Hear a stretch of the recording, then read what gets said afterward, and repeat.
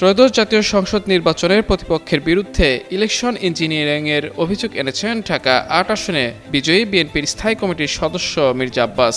শুক্রবার দুপুরে জুমার নামাজের পর রাজধানীর শাহজাহানপুরে নিজ পারিবারিক কবরস্থান জিয়ারত করে গণমাধ্যম কর্মীদের সঙ্গে আলাপকালে তিনি এই অভিযোগ করেন। বলেন, ভবিষ্যৎ হোক নিরাপদ, বিনিয়োগ হোক বিশ্বস্ত, আর আমার পছন্দ সল্ট বে। ওয়েলকাম টু সল্ট বে।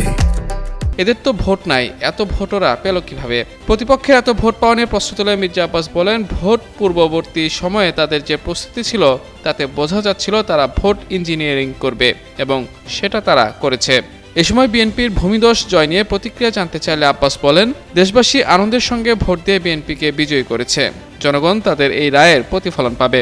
এর আগে বৃহস্পতিবার অনুষ্ঠিত ত্রয়োদশ জাতীয় সংসদ নির্বাচনে ঢাকা ৮ আসনে ৫৯,৩৬৬ ভোট পেয়ে বিজয়ী হয়েছেন মির্জা আব্বাস। অন্যদিকে তার নিকটতম প্রতিদ্বন্দ্বী এনসিপির প্রার্থী নাসির উদ্দিন পাটোয়ারি পেয়েছেন ৫৪,১২৭ ভোট।